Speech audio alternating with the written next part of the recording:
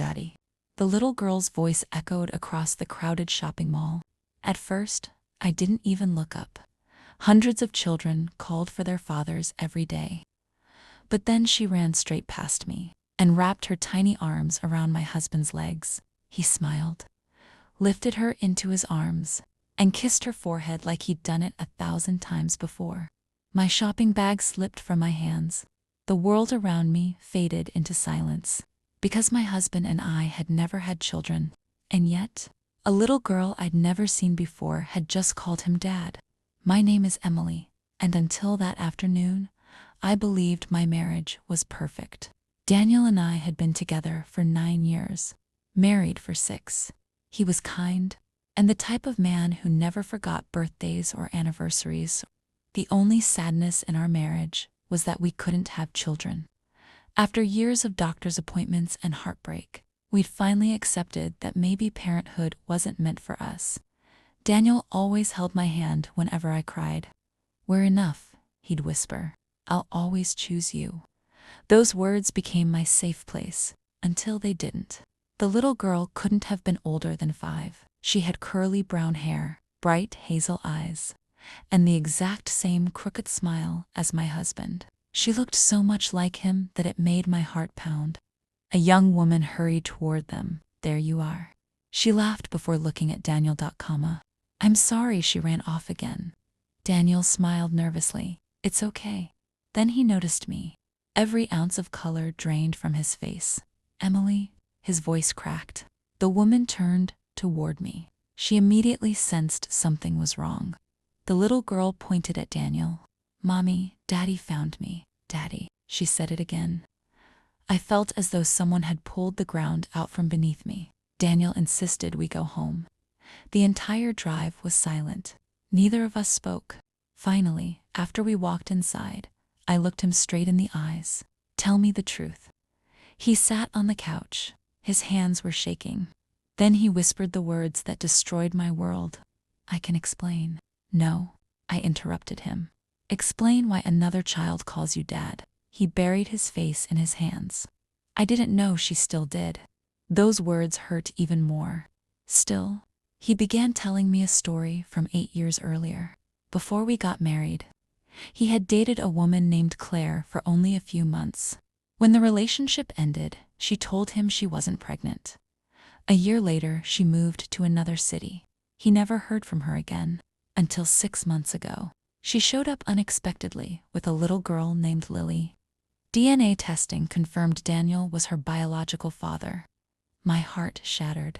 "You knew?" He nodded slowly. "For 6 months, and you never told me." "I wanted to, so why didn't you?" "Because I was afraid." Afraid. That single word echoed through my mind. Afraid I'd leave. Afraid I'd be angry. Afraid I'd think he'd lied. Instead, his silence became the biggest lie of all. Over the following weeks, I couldn't look at him.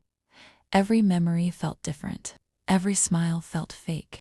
Then one evening, someone knocked on our door. It was Claire. Beside her stood Lily. She held a stuffed rabbit. Claire looked exhausted. "I know you probably hate me," she said quietly, "but I need help." She explained that she'd recently been diagnosed with a serious heart condition. She had no close family, no one who could care for Lily during treatment. Daniel looked at me. His eyes were filled with guilt. I don't know what to do. For the first time, I looked at Lily instead. She wasn't responsible for any of this. She was just a little girl who wanted her parents. Over the next few weeks, Lily visited every Saturday. At first, she barely spoke to me. She stayed close to Daniel. I kept my distance. It was easier that way. Then one rainy afternoon, everything changed. She wandered into the kitchen while I was baking cookies. "What are you making?" "Chocolate chip." Her eyes lit up. "My favorite?" I smiled politely. "Mine too." She climbed onto a chair. "Can I help?" For the next hour, flour covered every surface in the kitchen. She laughed every time the mixer splashed batter. When we finished, she looked up at me. "You're nice." I felt something soften inside me. Months passed. Claire's health worsened. Daniel spent every spare moment helping her with hospital appointments. For the first time in weeks, he told me everything.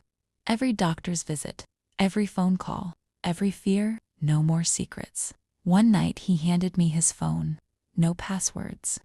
Then he gave me copies of every DNA report and every medical document. I should have trusted you from the beginning. I nodded. You should have. One evening, Claire asked to meet us.com. She looked weaker than ever. I need to ask something. Daniel squeezed my hand. If anything happens to me, she looked at both of us. Will you raise Lily? The room fell silent. Daniel cried openly. I couldn't answer. Not yet. Claire passed away 4 months later. Her funeral was small. Lily never let go of my hand. That night she sat quietly in her bedroom, holding her stuffed rabbit. I tucked the blanket around her. She looked up at me. Can I ask you something? Of course. Can I call you Mom someday? The tears came before I could stop them. I knelt beside her bed. You can call me whatever makes your heart feel safe. She wrapped her arms around my neck. For the first time, it didn't feel like someone else's child. It felt like family. People often ask whether I was angry with Daniel. Yes, for a long time. Not because he had a daughter before we met, but because he believed I couldn't handle the truth. Love doesn't disappear because life becomes complicated. Trust does, and trust takes much longer to rebuild. Daniel spent years earning mine back, not through promises, but through honesty. Sometimes I think back to that afternoon in the shopping mall, to the moment a little voice shouted, "Daddy." At the time, I thought those words marked the end of my marriage. I was wrong. They marked the beginning of a completely different life. A life I never planned. A life I never expected. A life filled with bedtime stories, school plays, scraped knees, birthday candles, and tiny hugs. Sometimes the greatest surprise isn't discovering a secret child. It's discovering that your heart is big enough to love them too. And every now and then, when Lily hugs me before school and whispers, "I love you, Mom," I realize that the most unexpected chapters often become the most beautiful ones.